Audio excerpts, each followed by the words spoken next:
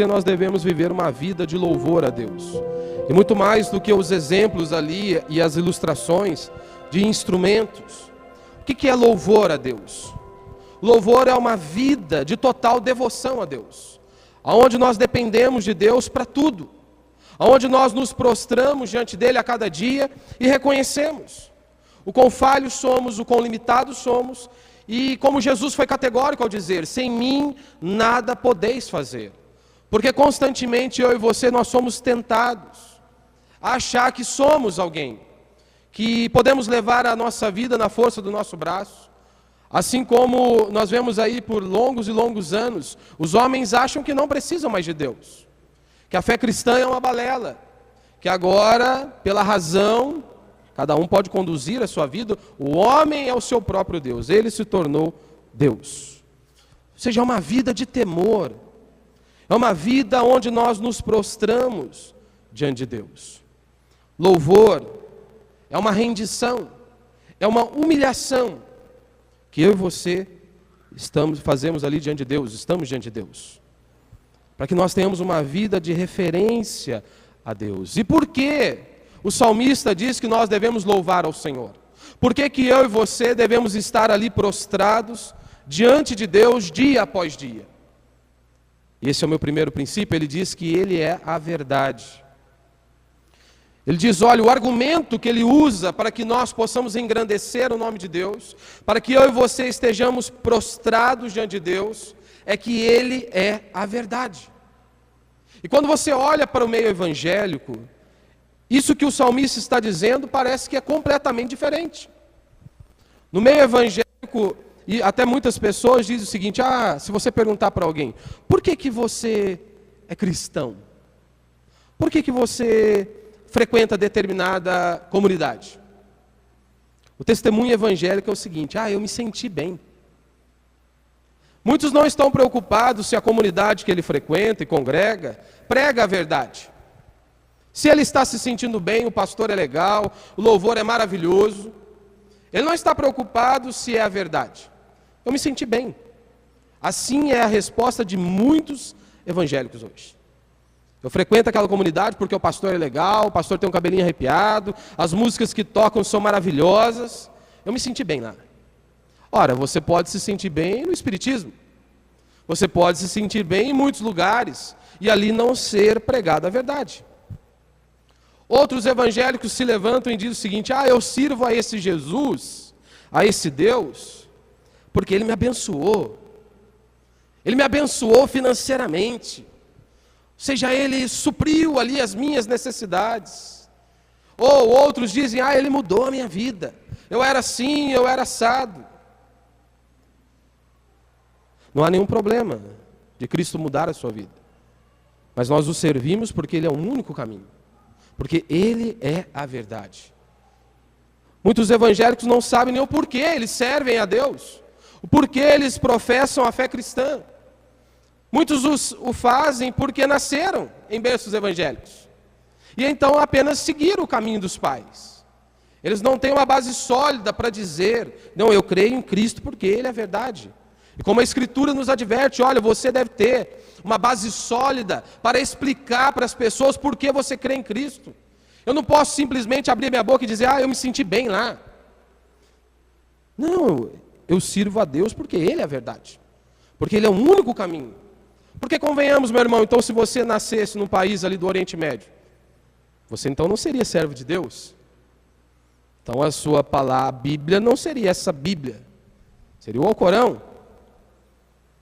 Quando nós olhamos para a vida dos apóstolos, aqueles homens não se levantaram e disseram isso: eu vou servir a Cristo porque Ele me abençoou, porque olha, Ele tem me feito prosperar bastante em minha vida. Não foi esse o testemunho dos apóstolos. Você se lembra? Morreram. Contrário dos apóstolos de hoje, né? Morreram pobres. De hoje eles são bem abastados, tem jatinho, tem de tudo. Não era esse o testemunho dos apóstolos. Não, eu o sirvo porque Ele é a verdade. Eu vi Ele morto na sexta e ressurreto no domingo. Ele estava ali, morto, e no domingo Ele estava completamente ali, vivo. Porque a ideia de testemunho é isso, não é, eu me sinto bem, ou ele me abençoou, não. Testemunha é alguém que viu algo, é alguém que viu alguma coisa. É um termo jurídico. Ou seja, é sobre alguém que está alegando defender a verdade. Isso é testemunho. Isso é testemunha. É alguém que está ali alegando defender a verdade. Ou seja, eu vi algo. Eu vi algo. Você se lembra da escolha de Matias? A condição era essa, ele tinha que ter sido uma testemunha. Tinha que ter visto. João capítulo 18, versículo 37, diz que Jesus veio para dar o testemunho da verdade. Testemunho da verdade. O que eu quero dizer com isso, meu irmão, é o seguinte. Você se lembra lá de Sadraque, Mesaque e Abednego? Chegam diante deles, chega diante de Sadraque, olha, se você não se dobrar diante desta imagem, você vai ser jogado na fornalha de fogo. O que ele disse? O que ele disse? Não importa. Você pode me lançar na fornalha de fogo. O fato de eu ser jogado numa fornalha não altera o fato de que essa imagem é uma mentira. Ele não estava preocupado se o corpo dele iria ser queimado, ele sabia quem ele servia. E ele sabia que aquela imagem era uma balela, era uma mentira. E é por isso que ele continuou ali convicto e inabalável em sua fé. Quando você vai para Hebreus capítulo 11, aqui você vê Deus livrando Sadraque. De outro lado, em Hebreus capítulo 11, a Bíblia diz o seguinte, que muitos homens, muitos cristãos, e não eram pastores, não eram líderes religiosos que recebiam da igreja, não. Eram pessoas normais, que nem deveria existir essa separação, um pastor para a ovelha, o normal. Todos nós somos servos de Deus. E ali o texto diz o seguinte, que aquelas pessoas que eram servas de Deus, muitos foram cerrados ao meio, muitos foram decapitados. E diz o texto que o mundo não era digno daqueles homens. E Deus estava com eles. Então não muda o fato. Se eu passo ou não por dificuldades, se eu enfrento uma adversidade em minha vida, não vai mudar o fato de que Cristo morreu na sexta e ressuscitou no domingo. Não importa qual seja a tormenta que eu e você estejamos enfrentando, Ele continua sendo Deus. Ele é Deus, Ele é o caminho, a verdade e a vida. E nós o servimos simplesmente porque é isso. Ele é a verdade. Não é se Ele me dá coisas, não é se Ele me abençoa financeiramente, mas eu sirvo porque Ele é o único caminho. Sei que é completamente diferente do meio evangélico, Na maioria das vezes, não importa se o meu filho morrer, não importa, não vai alterar o fato de que o Filho de Deus está vivo. Não importa, meu irmão, se você perder o emprego, não vai alterar o fato de que Ele é Deus, de que Ele está vivo e de que Ele é a verdade. Não importa se perdermos a visão ou qualquer membro do nosso corpo, Ele continua sendo Deus. Não vai alterar o fato, não vai mudar em nada. É que hoje, as pessoas acham que uma das evidências de que você é filho de Deus é porque você é próspero financeiramente, Como a teologia da prosperidade ensina. Ou seja, quanto mais dinheiro eu tenho, quanto mais carro eu tenho, se a minha casa for bela, então eu sou abençoado por Deus. Não há nenhum problema você ter um belo de um carro, uma bela de uma casa e uma bela conta corrente. Não há nenhum problema. Deus não tem problema com isso. Deus não tem problema com isso. O problema é que eles acham que isso é a evidência. Aí quando você vai para a Escritura, você tem Paulo, o homem que foi usado por Deus para escrever a maior parte do Novo Testamento. E a Escritura diz que Paulo, a única coisa que ele tem é os seus livros, a sua capa, e ele está ali diante do seu algoz, diante da morte. Aí eu pergunto para os adeptos da teologia da prosperidade, e aí? Paulo era o quê? Um herege? Paulo então não era um servo de Deus? É que eles adoram citar José, Davi, e o povo ama isso, Olha, se você for fiel a Deus, Deus vai te alçar ao trono, e se ele entregar o dízimo dele, então é a oferta daí que Deus está na parede, porque daí Deus é obrigado a fazer na vida dele, como muitos líderes religiosos dizem. Se você trouxer o seu dízimo, Deus é obrigado a fazer aquilo que você quer. Meu irmão, Deus não é obrigado a fazer nada. Deus não é obrigado a fazer nada. E nós precisamos ter bem claro dentro de nós. Essa é a base do nosso louvor. Nós nos humilhamos diante dele, nós nos consagramos diante dele, porque ele é a verdade. Porque ele é reto.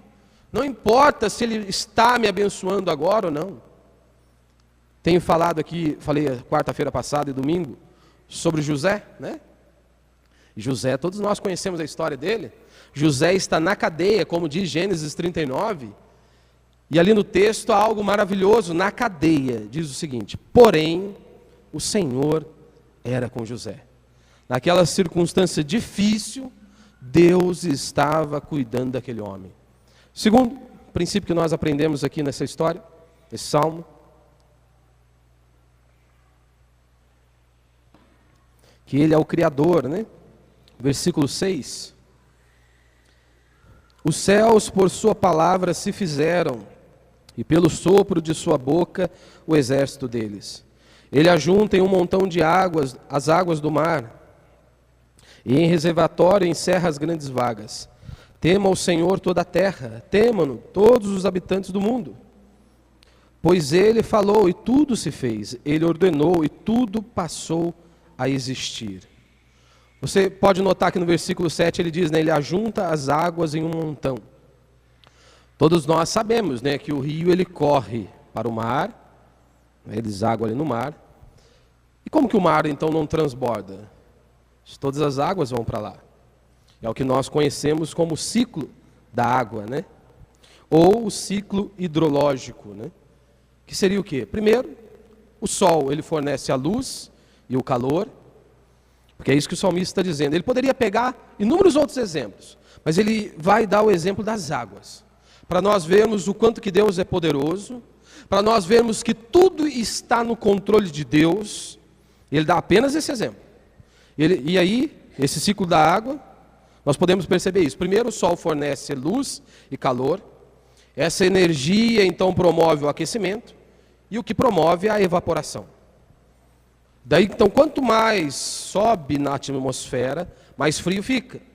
O que transforma em estado líquido novamente. Ou seja, essas gotas, elas se ajuntam, né, e formam as nuvens, como nós vemos.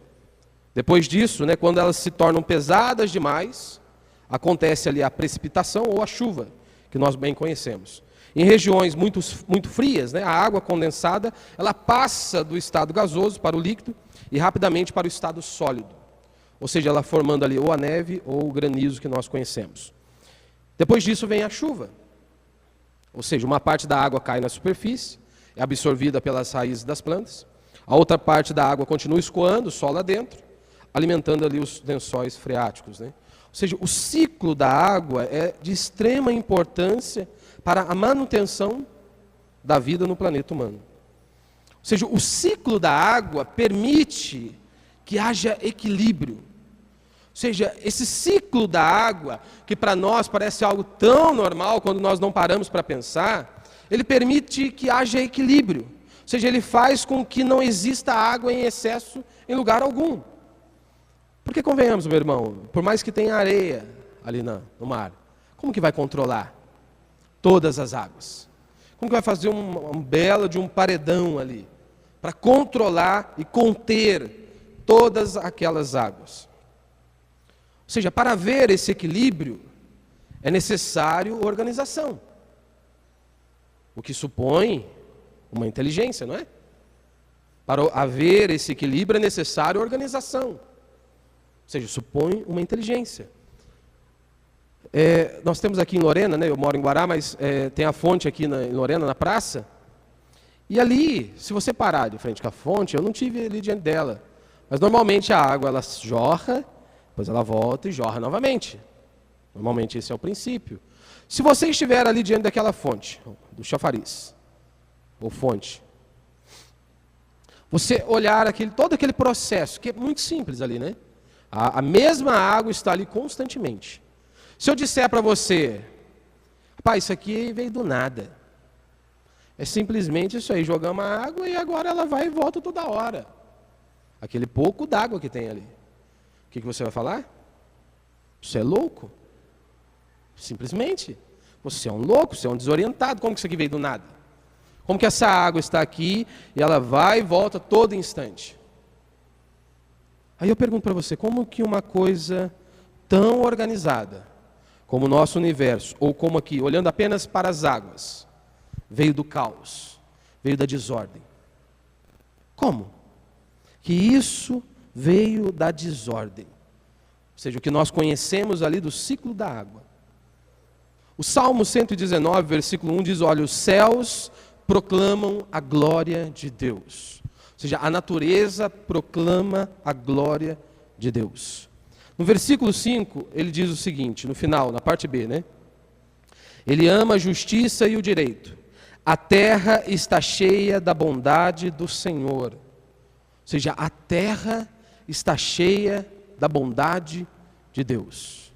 Ou seja, apesar de o pecado ter feito surgir, como nós, quando voltamos para Gênesis, cardos e abrolhos, a bondade de Deus ainda pode ser vista na criação. Você pode ver ali a bondade de Deus na criação. E isso nós vemos sobre o cristão e sobre o incrédulo, sobre o crente e sobre o ímpio. Você vê ali a bondade de Deus. Como, por exemplo, o ciclo da água é um dos elementos que permite a vida na terra. Você se lembra quando Jesus diz lá em Mateus capítulo 5, que a chuva vem sobre o bom e sobre o mal.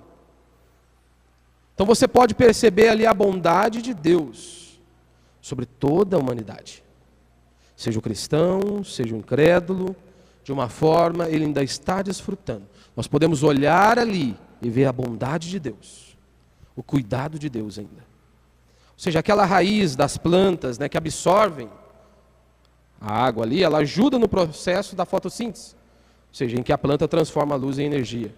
E aí a vaquinha vai lá, come essa plantinha, e aí você vai lá, compra a carninha, faz um bifinho, batata frita, e pode desfrutar com a sua família. É como diz Eclesiastes 3,13, né? Compreendi que comer e beber e desfrutar o fruto do seu trabalho é dom de Deus. É dom de Deus. Até o ato de nós desfrutarmos, comermos e bebermos ali é fruto da bondade de Deus, da graça de Deus. Porque muitas pessoas, ela tem inúmeras coisas e mesmo assim ela não consegue desfrutar. Ela não consegue contemplar aquilo. Como eu sempre dou exemplo, no litoral, muitas pessoas têm uma casa, né? Tem belas casas, mansões ali em Ubatuba. Conheço pessoas ali que trabalham como caseiro ali naquela região, e eles dizem o seguinte, que tem muitos patrões que mais de anos sem ir à casa. Por quê? Só para poder dizer, não, eu tenho uma casa em tal lugar. Eu tenho isso aqui, eu tenho isso lá, mas eu não consigo desfrutar. Eu não consigo aproveitar, mas eu preciso ostentar. Ora, isso é uma escravidão violenta. E o texto está dizendo, olha, até o ato de você comer e beber é dom de Deus. É a bênção de Deus sobre nós. Terceiro princípio que nós vemos aqui, que ele é soberano. Versículo 10. O Senhor frustra os desígnios das nações e anula os intentos dos povos. O conselho do Senhor dura para sempre, os desígnios do seu coração por todas as gerações. Feliz a nação cujo Deus é o Senhor, e o povo que ele escolheu para a sua herança.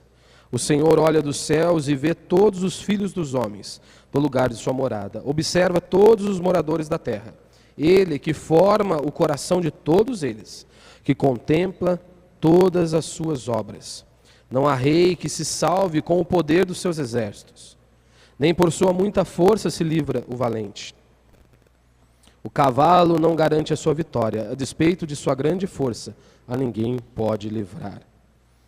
Você vê ali quanto que Deus ele é soberano, né? É isso que o salmista está tentando trazer a minha e a sua memória. Ou seja, que nada passa desapercebido dos olhos do nosso Deus. Que Ele controla, Ele é soberano sobre tudo e sobre todos. O texto é bem claro, Deus frustra os planos dos homens. Aí o salmista ele começa a citar os poderes das nações. Como no verso 16, ele diz, olha, nem o poder do seu exército, nem a sua própria força poderá se livrar. Ou seja,